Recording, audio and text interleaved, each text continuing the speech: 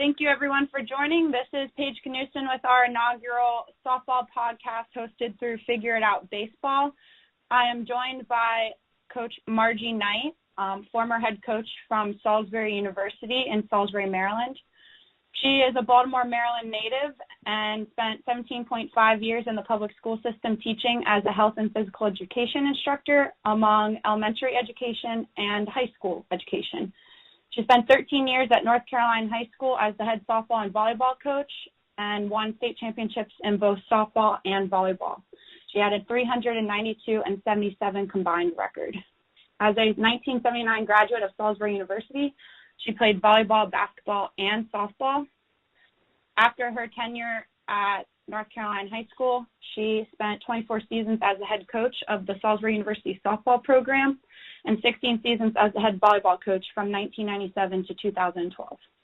Additionally, she spent 18 years instructing in SU's Health and Human Sciences Department. Over the course of her career, she was named the Conference Coach of the Year 3 times for volleyball and 14 times for softball.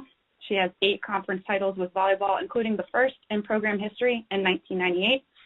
Coach Knight turned the Seagulls into a D3 powerhouse throughout her first 17 years for softball, accumulating an 846, a 209, and 2 record for an 800 overall record as Salisbury as the head coach. Of those wins, she had 212 in the CAC with 24 losses, and her softball staff was also recognized as the Regional Coaching Staff of the Year for 10 seasons. Additionally, she was a 3-time NCAA finalist with her program and had 9 World Series appearances, 20 NCAA tournament appearances, and 18 CAC championships, 17 of which were consecutive. On the personal side, she was a 2008 Maryland State Softball Hall of Fame inductee, as well as a Salisbury Athletics Hall of Fame inductee that same year. And some of her more recent accomplishments with her program was in 2015, her team boasted the best defense in the country with a .978 fielding percentage. And Salisbury also had one of the top pitching staffs that year, finishing with a 1.58 ERA, which ranked 6th in Division III. She was also a 2018 NFCA Hall of Fame inductee, and that 2018 season she reached the 800-win career plateau. She is just the 13th D3 coach to do so to reach 800 wins, and in her 2020 season, the last of her career, her team was ranked number 16 going into the COVID shutdown and finished the season ranked number 6 overall with a 17-3 record. Throughout her first 23 seasons, Coach Knight produced 38 All-Americans, 116 All-Region players, 22 Conference Players of the Year, 9 Conference Rookies of the Year, and 184 All-Conference selections. Coach Knight, thanks for being on the podcast today. Oh, you're welcome, Paige. I appreciate the invite. So this is a special podcast for me. For those of you that don't know, as Coach Knight was my coach for 4 years in college and then was also my mentor and gave me my first coaching opportunity for 3 years. So really excited to have her on today and discuss her career. So how's the start of retirement been, Coach? I know we just talked about your golf game. Has it been getting any better or worse? Well, you know, it's golf, so it's kind of up and down. I think fortunately I was a better softball coach than I am a golfer. But like most people, COVID's kind of put a damper on travel, which I had really wanted to do. But when our country gets back where people can go around freely without wearing a mask and things get, I don't know if they'll ever get back to normal, but a normalcy, then yeah, I think retirement will be super. Well, good. So with the season, you know, everybody losing their 2020 season in the coaching world, how did you deal with that, and how did the team respond going through the quarantine process? Oh, well, you know, Paige, we had just finished a weekend where we went 6-0, some really good opponents in our tournament, and I think we were off on Monday. We had practice Tuesday. We found out we weren't going to have classes, in-person classes, so we had an early practice on the next day, that Wednesday. And so here we are, practice from 2 to 4. Probably 10 of us went over to cheer the baseball team on, and we're sitting in the middle of the baseball game, and Savannah comes up, one of our pitchers, and says, Coach, I just got this through Twitter, and it was that the NCAA had decided there will be no spring championships. And within probably 2 minutes, got a text or an email from our athletic director saying all athletics has been suspended. So I was like, oh, my gosh. So we went from winning, playing really well. We were really playing well at that time, much better than when we had started the season. And then had a great practice. Everyone was, things were weird because of school being shut down and the increasing news about the COVID-19 epidemic, or wasn't maybe an epidemic at that time, but or labeled as an epidemic. And then, we're in our own little world, and our world's great. We're winning, we're playing well. And then the next thing, I have to tell them to go home. I mean, not just our season suspended, but you need to leave the university and go back to your homes. And it was stunning. And just the looks on our 3 seniors' faces, along with everyone else. But, Emily and Dakota, Emily had been with me for 4 years. This was her 4th season, and Dakota's 3rd. And they were devastated because I think they saw that this was probably the end for them. And like all of us, it was the end. And for me personally, I don't think I was worrying that, this is the end of my career. I was just really devastated for the players and not being able to be with them anymore. And, the first words were suspended, and then, within a couple of weeks it was canceled. And so it was tough. And, we did our Zoom meetings, and we stayed in touch that way. But, seeing eye-to-eye contact with a human being in person is far different than on a computer. And so we missed that. I think we all missed that. And you could see that in their faces when we were having the Zoom meetings. They weren't happy as certainly they were pre-COVID, pre-shutdown. But I think that goes, across the country, across the world. Things have just done a 180 for all of us, and it's made us really appreciate. I think people are really appreciating what they have and their interactions with other people more so than any time in the past. Sorry, the long-winded answer. No, that was great. I love it. I can definitely appreciate the human interaction, especially being on the coaching side as well. You said your team went 6-0 that weekend, and clearly that program that year was looking sharp. I mean, 17-3, getting wins against top-ranked opponents in the country. Did you feel that this team had the ability to go all the way? You've coached several teams that have gone deep into the NCAA tournament, several finishing in the 2nd position, others finishing in the top 8. Do you feel that the 2020 team could have been there as well? Yeah, I think we had a real shot to make a great run. We certainly have so many worthy opponents in our conference and in this Mid-Atlantic area that we would have had to navigate through. But I'm telling you, talk about talent. And I believe when the season ended, we were leading the country in home runs.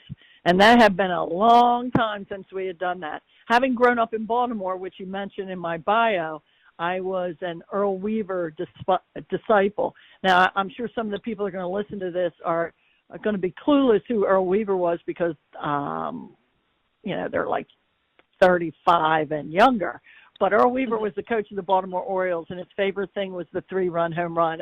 And I have to say, I certainly enjoyed that also. And we were, every place in our lineup was hitting home runs, 1 through 9. And so there was no one you could pitch around.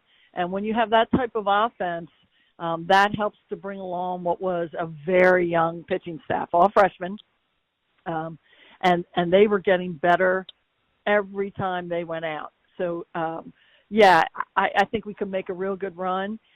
And the other thing, which I really pride myself on, or my programs on, is our ability to play defense. And we were playing pretty darn good defense with a lot of freshmen, sophomores on the field. So Could we have made a run? I would like to think so. And you know what? I can think just that way, that we would have ended up in Texas, because no one can can say any different. So, yeah, I honestly think it was probably one of the best teams I've ever coached. And they also had really good team chemistry. And that's that thing that all coaches wish they had a formula for. We all think we know how to get that to happen, but these young women genuinely liked each other and really cheered each other on. So, yeah, it was a really good team. Really good team. So going off of that statement, do you think defense is more important in the game of softball or offense, and why? Ooh. Oh, well, all right, so let me, I'll give you a politically correct answer. This is what I think. I think when I'm coaching third base, that offense is the most important thing. And when I'm in the dugout, I think the defense is the most important thing. The game's cut in half. There's two different games going out there. And if you can't compartmentalize that as a coach or as a player, I don't think you're going to be successful. But I will say this, a strikeout anytime during a ball game of your opponent can really change momentum, but so can that dinger over the fence. So, you know, Paige, I like leading the country in home runs, but I also like doing a great job defensively. So I really think you'd have to ask me that question depending on where I am on the field. And right now I'm sitting on my porch, so I'm just going to stay right in the middle. I think that's a good answer, a very politically correct answer for sure. I was always taught that defense or offense wins games, but defense wins championships. So I think you need both sides of the cookie in order to be able to go far in a postseason. Yeah, you know, I've seen a couple teams that have had, and I'll call it average pitching. I mean, if you get to a national championship, you don't have average pitching. But pitchers that gave up a lot of hits, but they didn't care because they were scoring so many runs. But that's very rare. You know, and then I've seen the flip of it, where such dominating pitching that they could shut down those great hitters. Because I think every year, and certainly in every division you'll see this, there are two or three pitchers that are just heads and tails above everybody else's staff. And while you think you've seen great pitching all year, when you run into one of those buzzsaws, it's just a whole different game. And no matter what you've done, you haven't been able to prepare for it. So I do think a super dominant pitcher can rule the softball world. I don't think there's any question. But if you get to see that person several times over, your hitters will learn to hit them. So there again is that politically good answer, but that's why you get to a national championship. And if people haven't seen that type of pitching, they can make a team can make a great run with an average hitting team. You know, score one, and that young lady can shut down your opponents, and a 1-0 victory is possible. So in those elite pitchers that you speak of, what would be the top qualities that you look for to get those pitchers to that level? Well, I think they have to have speed, and they have to have the ability to locate the ball. And I mean, really very good accuracy, maybe 65, 75% of the time they can hit their spots, if not a little better than that. And real competitors, like they're the people that want to go out there, that want the ball, can't wait to get in the circle. But they got to have the stuff too. And, you know, and I've been fortunate, you know, I've had a few pitchers in my career that maybe weren't the blazing people, but they were so competitive that hand them the ball and they're going to do whatever it takes to win. And whether it's defending their position really well or keeping the opponent off balance. So I think you do have to have speed and that ability to locate the ball and that competitive nature. Now, you throw in there a great changeup or a great curveball with it or rise, and you've got a real recipe for success. You got to have the competitive person. You just really do. So the previous pitchers that you've had, I can name a few, one being Rachel Johnson, another being Lacey Lister, who took over for you after your retirement. So two totally different types of pitchers. What qualities do you think they shared that allowed them to excel to that level? Well, both of them were great competitors, no question about it. Both of them threw really, really, really hard.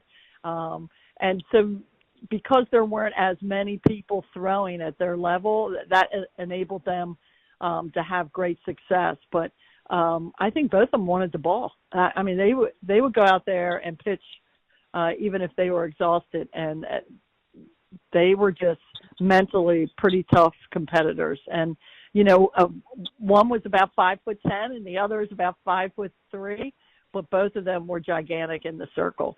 So I think if either of them, and I think they would be the first to admit it, had a wicked changeup, they could have probably increased their strikeouts by at least a third. So they were two great pitchers with not the use of a changeup. So that'll tell you how dominant they were with their curves, their screwball, and their rise balls.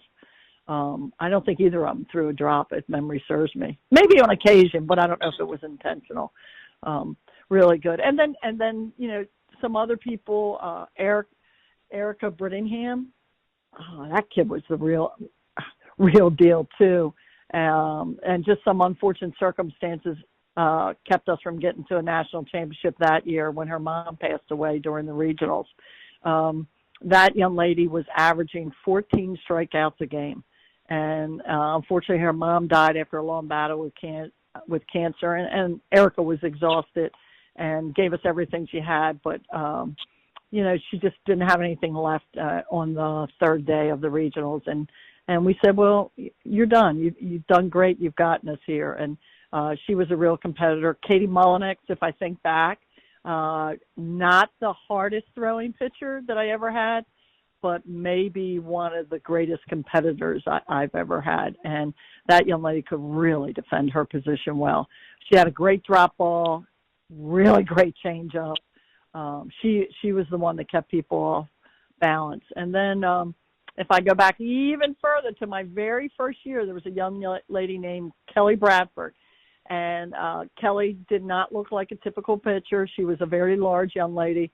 And that young woman, and I am not lying, and Paige, you've been around me long enough that now I have the ability to recall games like pitch by pitch. And I can remember KB, and she would come in, and I'd be like, KB, what's wrong? She said, well, I missed my spot. I said, KB, you just got to ground out to second. And she's like, yes, but if I'd hit my spot, I would have struck her out. And I was like, okay. And then KB, this is a funny story, and I'm sorry to be rambling here with you, Paige, but I hope you'll enjoy it. We were playing at a particular field, and I won't mention the name of the university, and KB walks off the field, and now it's probably my second year coaching, and we're being very successful. And she walks off and she goes, Coach, the mound's wrong. I said, what are you talking about? She said, it's too close. I said, what are you talking about, KB? And she said, it's 40 feet. It's not 43. And I went, you're sure? She said, I am 100% sure I don't throw that hard. I said, okay. So I go out and I say to the umpire, the pitching rubber's in the wrong place. It's too close. And she goes, or the umpire said, well, there's nothing I can do about it. And I go, well, okay, I'm protesting the game. I said, because the field has to be regulation.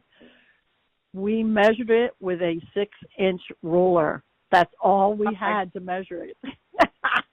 So here, these umpires are on their hands and knees measuring it. Meanwhile, the first base umpire goes, oh, yeah, it's definitely in the wrong place. And sure enough, it was 40 feet. We made them dig it up, and they had to redo it. And, boy, was that other coach going crazy. But KB was right. That's how good that young lady was. She knew right away what was a great pitch, what was too fast for her, and where to hit her spots. But, that's one of the funniest things. If you were to ask Dr. Stitcher, my former assistant coach, about it, he would laugh and laugh and laugh about that. So I won't mention the name of that university, but, man, did that fire everybody up on the other side. Sorry about running around like that, Paige, on you. All right. No, I love hearing it. I love hearing your stories. You've got a lot of really good quality ones. So KB and all those other pitchers you mentioned, clearly they had the right attitude to be a pitcher, the work ethic, the drive. Yeah. Do you think that came in with them, or do you think you helped develop that once they got to college, or a little bit of both? I think all of them had coaches prior to coming into Salisbury that had found what made those young ladies tick, and I was able not to mess that up when they came here.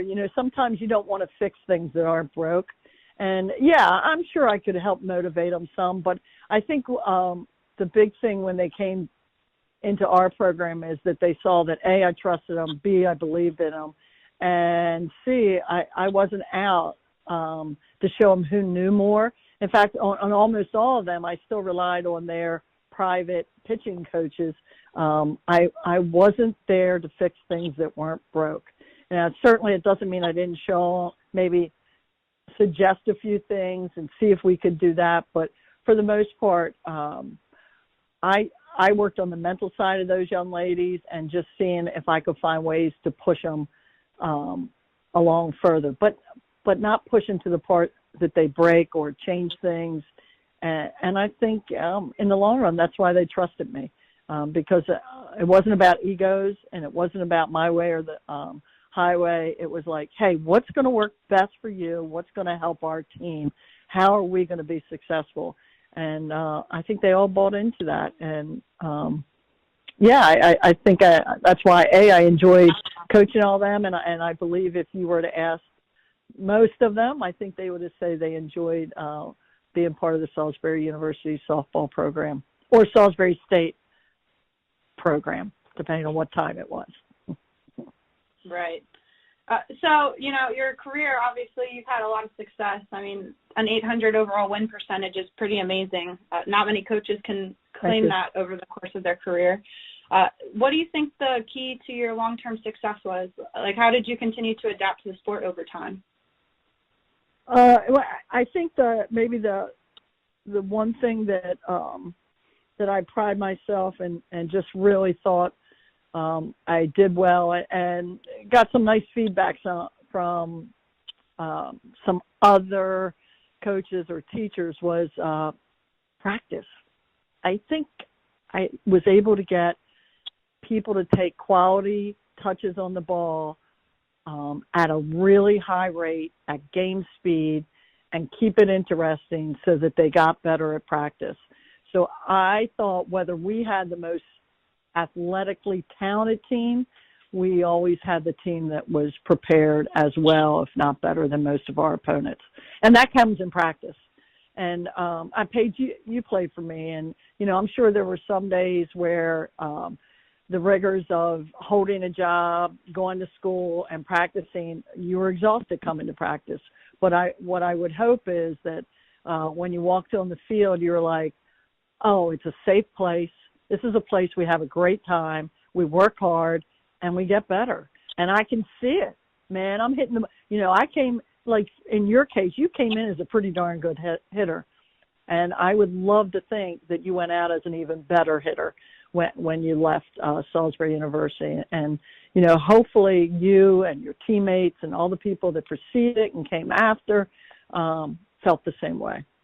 We're just good at practice preparation. I really think that was the secret to having successful teams. Oh, I think I agree with you 110%. I mean, getting to go through your practices, getting to be a part of your practices while being on your staff. I mean, there's just no one that I've met that compares to your practice plans. I mean, I would like to say that a lot of my practice planning has been shaped by your instruction, and my girls are even commenting about how they've never had practices like that. So thank you for your instruction and mentoring. But what was the key to your practices? What were some do's and don'ts? Do you think being a physical education instructor really helped you when you were creating practice plans? Yeah, I do think that was a big help. And I'll tell you what, teaching 3 years of elementary education where I would have 11 classes a day, and they were half an hour long. And while one class was coming in, the other class was leaving, so there was no break. So I had to learn to juggle 5-year-olds and then 11-year-olds in 30 minutes. So I was good at changing language how I needed to. Now, maybe the language I use with an 18-year-old and a 22 are pretty similar, but maybe a first-year player and a fourth-year player is very different.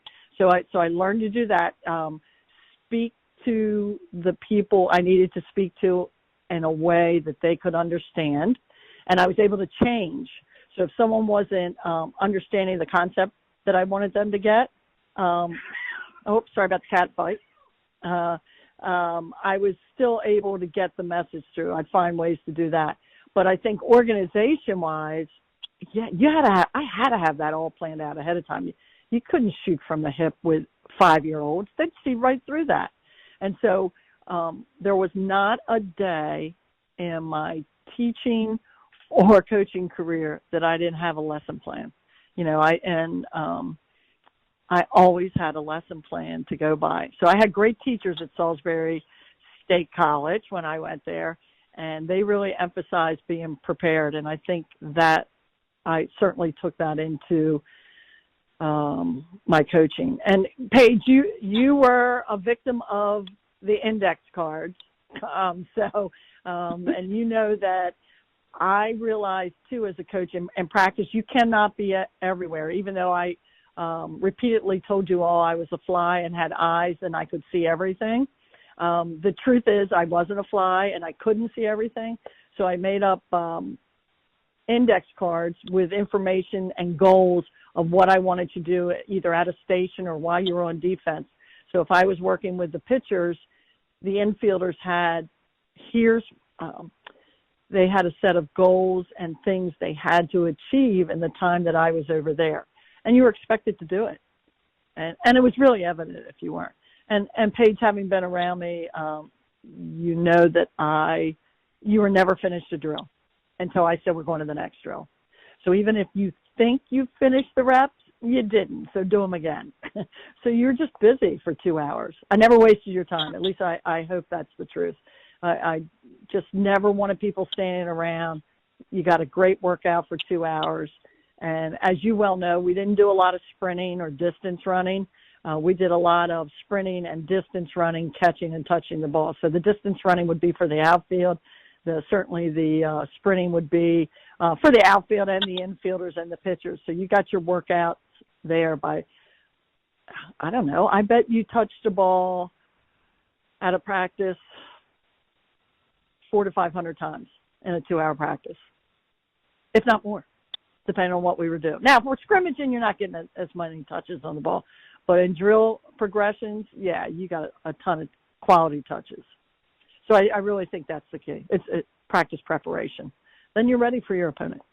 Take care of yourself. I agree. I mean, the other guy. The practice prep is so critical. That's what prepares you going into gameplay. Yes, I might have been a victim of the index cards, but I'm a firm believer in them too. You know, when you can't be everywhere at once. So as a coach, you've got to find ways to adapt and make sure that your players have a firm understanding of what they're supposed to accomplish at each station. And being with a smaller program now as a assistant coach, they've definitely been the key to practice management. So thank you for all of that wisdom, Coach. And my players know that the fear of God is in them if they lose a card. So. Oh, good. That's right. It's been great to have. Yeah. Yep. Yeah. Yep. Yeah. So if I could give advice to some young coaches, go buy a laminating machine. There you go. All right. So you can laminate those cards so you don't have to recreate the wheel every practice. Amen. So I'm going to switch gears here a little bit. Okay. We've mentioned a couple times that I played for you, and game days were some of the best of the career. Obviously, you bust your butt in practice every day to be able to perform on game days. And some of our biggest contests, you had some phenomenal, legendary pregame speeches. How would you decide on what story or speech to use each game day? Oh, gosh, Paige, I would love to tell you that I would ponder it for days prior. And sometimes I would. And I would go, you know what, this is this is where we're at in the season. I need to tell the Redwood story, or I would need to tell the story about Run to the Roar. But sometimes, I was like, I don't like their mood. I've got to change it. We've got to get something going here. And it would just come to me like, what do they need right now? They need a motivational story. But of those motivational stories, and here's the key, you had to believe them.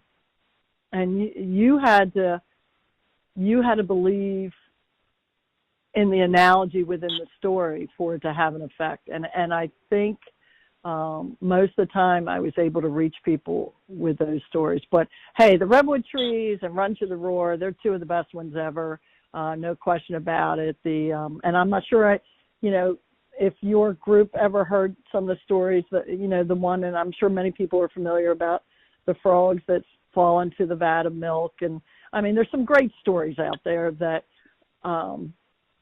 really resonate with people when you're able to, share that story with them in a way that they know you really mean it and you really feel that this could be a real positive effect on them. And I think I had the ability to do that. I'm a good storyteller.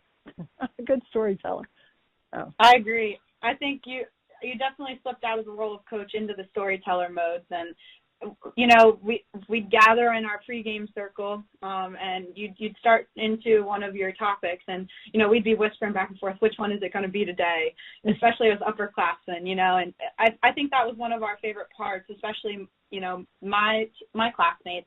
That was definitely one of our favorite parts of game days, and seeing the freshmen and underclassmen react to a story for the first time. That's what prepared you and got you mentally set to go onto the field and battle with the opposing team. And I do believe that was a huge key to the motivation and success on those game days. Well, what's, I guess, kind of strange about that, like, talking about the sequoia trees, so you're going to hear it for the fourth time, and I could see it in your faces. You were still just as excited as you were when you heard it as a freshman. It had that deep meaning, and you really believed in reaching out and getting that help from your teammates. And I think that I can still remember Kristen Lord bouncing up and down when I went to tell it her senior year. And I was just like, oh, my gosh, these kids love this story. They love this story. I shouldn't call you kids. These young women love this story. And you could see it in people's eyes that it was meaningful. And that is a great story. And no, I'm not going to tell it on your podcast. I'm going to keep that one in my back pocket. That's a Salisbury University story, and it's going to stay there. That's okay. I wasn't going to ask you to spill those memories and secrets. So those of you that are listening, if you are a Salisbury Seagull softball alum and potentially a volleyball alum, you know exactly what we're talking about. That's right. The volleyball players also got some great stories. So obviously over your years, you've impacted so many lives between softball, volleyball. Your players, some of them have been outstanding, and many of them have gone on to coach, just like Coach Lord, who's taken over at Salisbury after you. What's it like to see so many of your former players coaching now? You know what? I think it's a real tribute to the education they got at Salisbury, that they loved it, and that they love the game that they're coaching. There are so many that not only are coaching at the college level, but at the high school or the club level, that are just really enjoying what they're doing. And to see your former players giving back and creating and helping to mold the next great players, the next All-Americans, is it's a real compliment. And to know that they love coaching as much as maybe I did or do, it's just very inspiring to see. So it's nice to see that and seeing the passion that people coach with, and knowing too, everybody looks and says the coaching's easy, and oh my gosh, I wish I was out there. But you're dealing with all those personalities. So the X's and O's on the field, on the court, they're one thing, but dealing with all the personalities and being able to get, like I said, great chemistry with a team, that's difficult. And anybody that wants to say otherwise, they've never coached. That's all I can say. They've just never coached. But you know what? With COVID, what I think is happening, because so many people now have to teach their children at home with the help of, well, certainly after last March, they had to do the teaching. I think they're getting a real awakening. It's hard to reach people, even your own kids. So hats off to all those players that are now coaches, and hats off to all coaches out there, because you're giving back to your community, and that's really important. Yeah, I think the phrase "coaching is easy" definitely is a lie. It's definitely, it's one of the most rewarding things I've done, but one of the most difficult things as well. You're managing people, you're managing a sport at a high level, and you're trying to breed and foster great qualities in people, like work ethic and drive and passion. So it's definitely a difficult, profession to go into. I think the other thing about it, Paige, when you're done practice, let's say you practice 3 to 5, just say that. You're done practice at 5 and you go home and work's over, but it's not over in your head. You're just constantly thinking of ways for your team to get better, or to reach Mary or Sam or whomever it is. It's a 24/7 career. It's not a 9 to 5 career. It's a 24/7. Right. I think that's what a lot of people don't understand too is, especially at the college level, when young adults have come to college, the parents are putting them in your care. You're basically their provider while they're away at school. So you're usually the first call if something hits the fan. And especially with COVID now, it's added a whole nother layer of problems and worries to both the players and coaches throughout the world. So, looking back on your career, would you say COVID has brought the most challenging experiences to you, or was there another, problem or situation that you dealt with as a coach that probably was one of the toughest to face? Well, COVID was just something none of us were prepared for. There's just none of us. None of us had been alive in the last pandemic, and it was so fast. I think that's what occurred. Even though I think there was some writing on the wall, something not good is coming our way, because you saw where people hadn't prepared, so the grocery stores were wiped out. But that was really tough. But I think honestly the most devastating thing that happens with a team is when there's a death of a family member that happens when you're coaching. And if I think back to Erica's mother, I think that was one of the most difficult times, not only prior to her passing, beforehand too, because we all knew inevitably what was going to occur. And I can remember Erica coming into my office and saying, "Coach, you've got to get people to stop asking me how my mother is when I come to practice." And I went, "Okay, we're going to make it a safe place."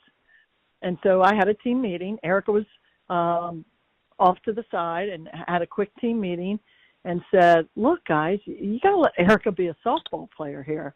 Stop asking her about her mother. When you get outside the field, you get back in the parking lot, you're going in the locker room and you want to talk about her mom, I think that's fine. But give her 2 hours of peace where she can just get away, and she can be, and I mean this sincerely, where she can be a kid and play for 2 hours before she has to go back to the reality of how difficult life is."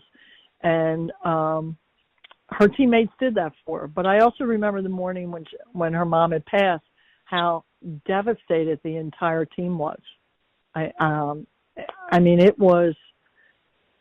It was so difficult because Erica's mom had also been several of their coaches in 10U and 12U. So they knew her for a really long time. And it was that, to me, that was even tougher than COVID. And even though you think you're prepared for it, you're not. And like COVID, I still don't think we're prepared. Every day there seems to be a new twist to this, and we see flare-ups again. And, I'm really hoping that there'll be spring sports. We see the fall's been done. I heard that one university has canceled all their spring sports, and not so much because of the pandemic, but because they're only bringing back their upperclassmen to campus in the spring. They've already made that decision. I'm like, oh my God. So there are two things that I think are extremely difficult. I wish there was a way I could say we could all handle it that would be more promising. But I think athletic directors, coaches right now that are out there dealing with their teams day to day are doing the best they can with all the twists and turns that are coming. I agree. It's a tough time with a lot of unknowns, so we're all just trying to take it a day at a time. Yep. So again, I kind of want to circle back to, your successful programs. You've had a lot of talented players. When you went recruiting, what qualities did you look for in athletes to try and get them to come to Salisbury and continue elevating the program's success? Well, you know what, Paige, I'm going to be really honest with you. A lot of times I went to see a player, and she wasn't as good as her video, but that kid playing on that young lady playing on the next field over, who I hadn't gone to see, was really good. So I would zero in on that person. But there are a couple other things I look for. First, I look for speed. I look for competitive drive out there. Could they hit? And I'm a firm believer in you can try to teach people to hit, but if they don't have the hand-eye coordination, they don't see the ball as well as the next guy, there's only so much you can do. And I really, really, truly believe that. So I was looking for good eyes, but then I would watch after the game. And so if I was really interested in someone, I really watched how they interacted, not only with their teammates, but with their parents, and whether they were real respectful of their parents or maybe they had a bad game, didn't go 3 for 3, struck out a couple times, still very interested, great swing, good pitcher, whatever the case may be. They didn't do as well as they wanted. So then I wanted to see how they reacted with their parents. And that a lot of times scratched some people right off my list because they weren't kind to their parents. And I'm like, well, if they're not treating them well, they're not going to treat me well.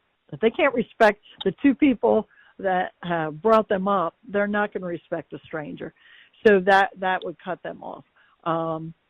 I do think I was looking for diamonds in the rough too, so a lot of athletic ability.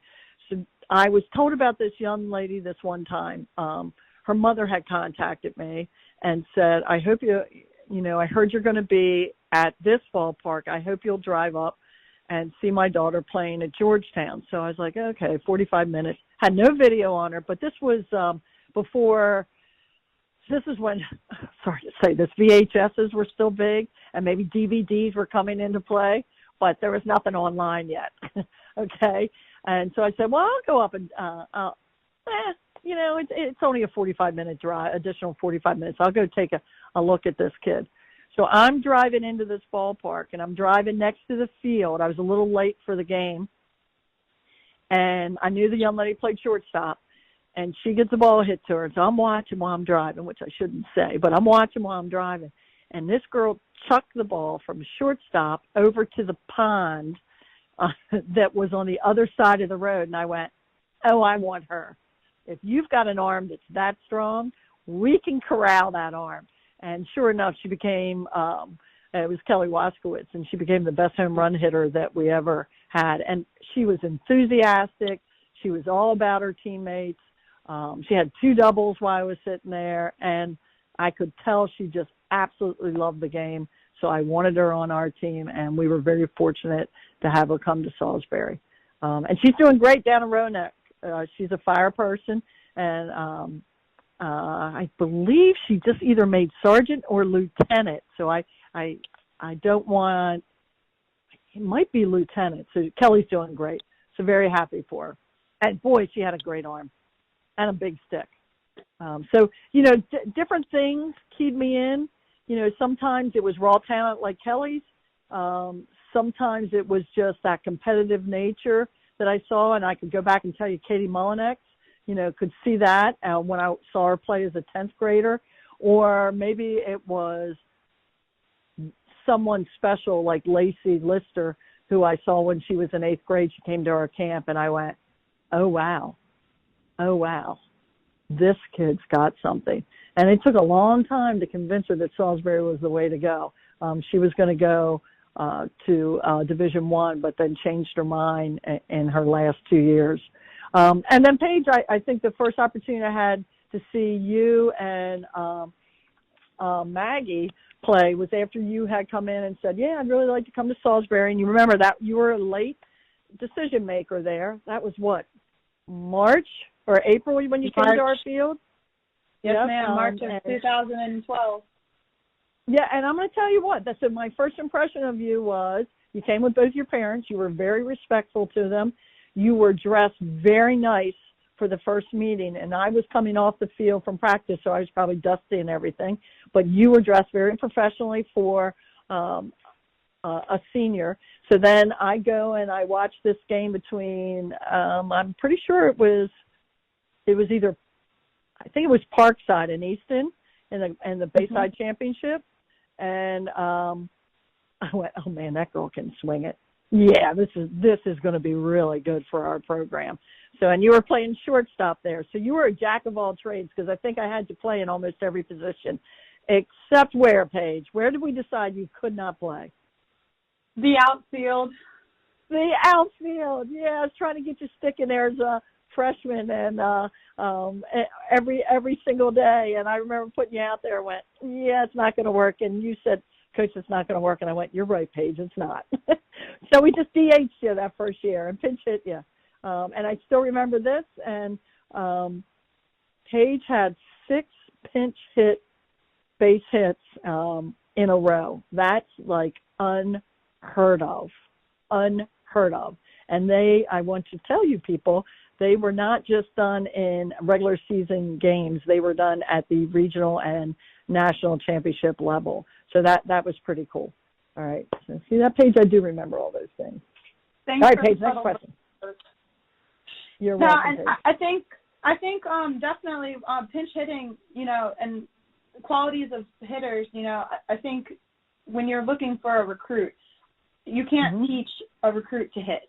They've either got it or they don't. It's tough to change something in 4 years and produce an All-American hitter out of someone who's, struggling to make contact with the ball. So, I would definitely argue that the hitting side of the game is most important when you're recruiting athletes, but definitely their coachability and their attitude in general. I've definitely crossed kids off my list if I've seen them talk back to parents or badmouth. But, with recent years, as kids are growing up, we're seeing changes in society. And, did you find it harder to coach millennials, like the most recent generation playing? I know we had conversations before about how you've got to adapt to kids each year. What did you do to adapt, and did you find it harder? Well, I think it may have been hard for some of them because, unfortunately, many people had grown up where everybody gets a trophy, and I know that's a cliche, but where everybody gets a ribbon, and probably even your generation didn't have that, Paige, where you had to earn whatever award you got. Right. So now they get to us, and maybe it's a walk-on. Or maybe it's even a person you highly recruited, but they get there and they're just either A, they didn't work out really hard, or they worked out really hard, but they're still just a few steps behind the people you have on your field. And it's a reality check that, hey, you're not the best. So you're either going to have to work smarter and harder, or this isn't for you. And that is really tough. I mean, even to say to someone's face, well, you made all these errors, and this is why so-and-so is ahead of you, because they're actually playing the position better. And they've never been told that. So I think we've done a disservice to some people by telling them they're great all the time, when really you got to work to get great. So, go in the backyard and go throw. Get your brother up and go throw. Get your sister up and have her catch you if you want to pitch. We'll make a backstop for you. But you need to go practice. You are not going to be – you were great at 10U because you were the biggest, strongest kid. But now everyone else has gotten bigger and stronger too. So you have to work hard. And you have to continue to work hard, or that next person coming in is going to take your spot. And, if you want to be a good coach, out-recruit the players you have on your team already. That's the key to being a good coach. Always Amen. Looking for better players. And that's tough for, okay, so now you have your juniors in there who maybe they've started for 2 years, and now some freshman comes in, and she's just heads and tails above them. That's a hard reality check. So are they going to stick with it? Are they going to hurry up and get in better shape? What are they going to do? Because now so to speak, the ball's in their park. What are you going to do to get better? So is it tougher to coach them? I don't know. I just try to be honest with people all the time, and sometimes people don't like that. They just don't like it. Reality check is tough, or they don't believe it. Even if you have statistically information in front of you. So I don't know, Paige. I'd like to say that I recruited, for the most part, the right people, and for the most part had really great experiences on our team. I'm not sure I answered your question, but that's my answer. No, you did a great. I mean, I know my personal experience. I'm definitely a millennial, and I think looking back over my career, we've had this conversation again as well. I came in, I was one of those kids that hadn't had to work hard for a lot of things. I was naturally gifted in ability, and I had parents that gave the world to me, and wanted the best for me and didn't want me to fail. And coming to college, that was a hard reality check, being one of the best and coming to college and still playing with all of the very best. And maybe you're not measuring up quite as much. The outfield definitely was not my forte, but you do have to work hard and adapt and grow and be versatile. I think that is the biggest key for recruiting, is looking for athletes that are coachable and versatile, because if you can play multiple positions, you're going to end up in the lineup somewhere. And looking back on my career, that was the reason why I was able to play, was because of my versatility. Well, you could swing the stick. I mean, listen, no coach worth their weight is going to keep a big hitter on the bench. If you have the luxury that you have 10 big hitters, then you're going to find a way to rotate them in to keep them hot.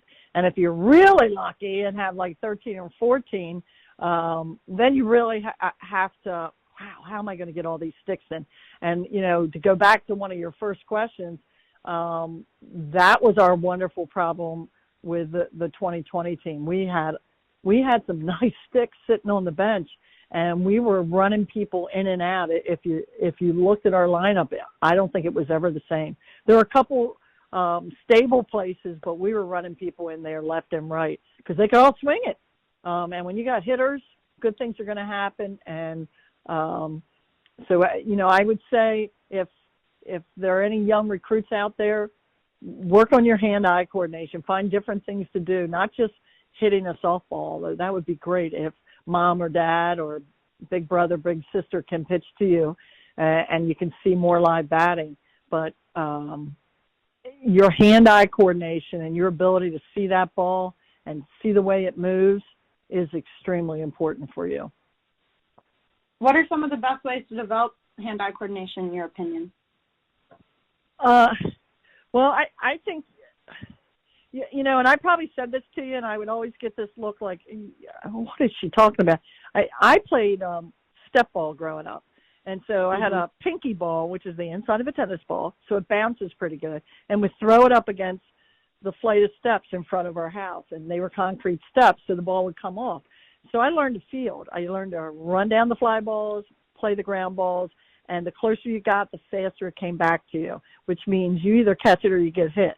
So you need to do things that the ball's coming at you, or you have to grab and catch and keep an eye on. So juggling would be a great thing to do. And I really mean that. You want to develop where you can see a moving target and really track it. Play racquetball.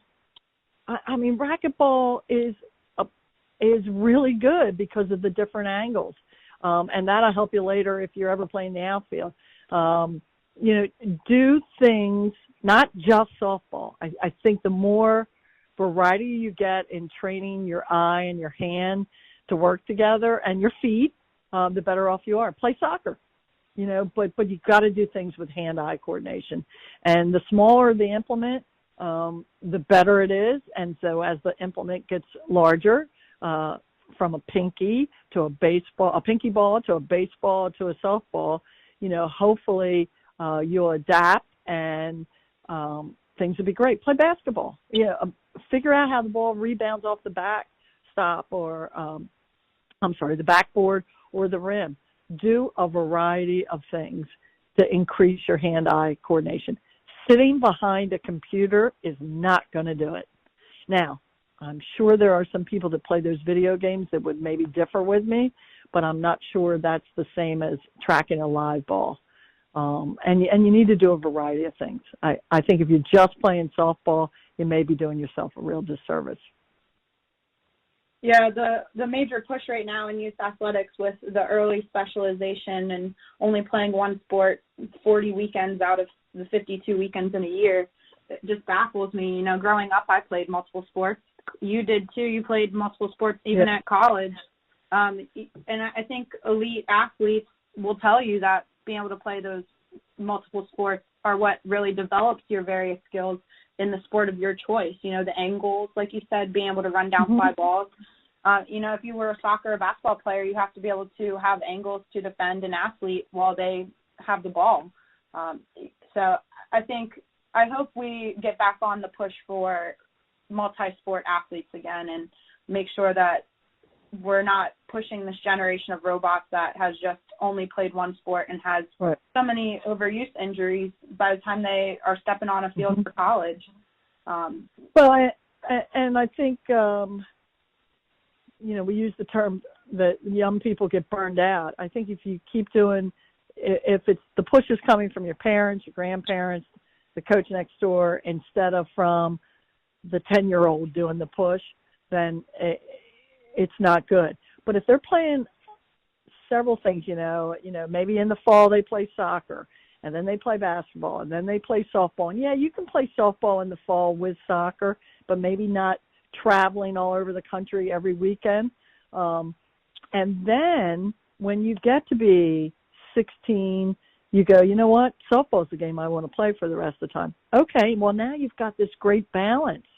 I'll tell you this short story. Last year, we were playing and a ball was hit to one of the infielders, and it was a line drive. And she went up with two hands to catch it. It went over her glove, and I went, you need to do a layup and catch that. And she looked at me like I had two heads. And I said, didn't you play basketball growing up? And she went, no, I just played softball. And I went, oh. So if she had played basketball, she would understand the concept of going up with one leg, one arm, and get about 2 feet higher to catch that line drive. And that would have been instinctual. It would not have been, oh, I need to play this like a layup, if you understand my meaning there. You build your repertoire of different movements, different movement patterns that just become part of you. You don't have to think about it. You just do it. All right, I'll tell you a funny story, okay, Paige? Okay. All right, so I'm walking on campus. This is probably 15 years ago. I'm walking on campus, and I'm getting ready to go to class. I was taking a grad class in the summer, and I had a book in my hand, my notebook, and I didn't see the curb, and I trip and fall, and I went face first. So I'm probably 50 years old there when I fall on concrete, and I go sliding across it, and I'm laying face down, and I hear this woman go to me, "Ma'am, are you okay?" And I went, "Oh, she just called me ma'am. I must look really old here." Well, meanwhile, I'm laughing. So I skinned my hand a little bit, but that was the most harm I had done. Yeah, and the book went across the ground. And I went, "Yeah, I'm fine." I said, "I'm a little embarrassed here." And she's like, "Oh, are you okay?" I'm like, yeah, I'm fine. But here's the thing, Paige. You know what saved me from getting a broken wrist or a broken hip? It had nothing to do with anything but my volleyball and sliding headfirst skills in softball, because I knew how to fall. And I really mean that. And I think that I didn't think, oh, I'm falling, I need to slide into second base. But that's what I did. And the point being, do your children a good service and get them out there and get them moving and doing lots of things, whether it's hiking up a mountain, learning to, I don't know, change the oil in the car, but get people out away from the computers and get them moving. Go do something. So anyway, that's my story, another story of the day, Paige. Learn to slide into second base so when you get old and you trip and fall, you know how to fall. There you go. Great advice for all of our viewers. So I only have a couple more questions for you, Coach Knight. Obviously, we've talked about how 2020 was your last season and have since retired after May. What's been the toughest transition for you? Oh, well, to be honest, Paige, I'm bored to tears because my mind isn't running constantly about players and how we can help them become better players. So that's kind of made me bored. I think with major things shut down, and even though we're opening back up here in Maryland, we've opened up quite a bit. I'm still a little leery of going places because I fall into that age group that's more susceptible to COVID. So, or maybe to the damage that COVID could do to you. So, I'm hanging around the house. My deck looks better. My landscaping looks better. But, look, I love softball. There was no question. But I think it was just time for me to step aside and let a younger person step in there and take the program or continue the program, continue the success that we had. So I think the toughest transition is I haven't been able to travel. I really would like to do that. But, it is what it is, and hopefully we're all going to open up back soon and we'll all be able to go place without masks. I'm hoping so, too, for all of our sakes. But, yeah. Coach Knight, thank you so much for being on today. Any final thoughts for our listeners? Paige, I know that softball has been one of the sports that we've been able to play through all this. I think that's outstanding. Stay outside as long as you can, people, and stay healthy and do things that you love because life's way too short to pass up opportunities where you could be doing something that's a lot of fun. So, enjoy softball, treat your parents well, young listeners, and close the computer down and get out and do something. Enjoy Mother Nature. Paige, it's a real pleasure to talk to you, and I'm really proud that you're an assistant coach right now at William Peace College and doing this podcast. I think this is outstanding. You're really looking at ways to but take your career to the next level, and I think that you're a go-getter, and only great things are ahead for you.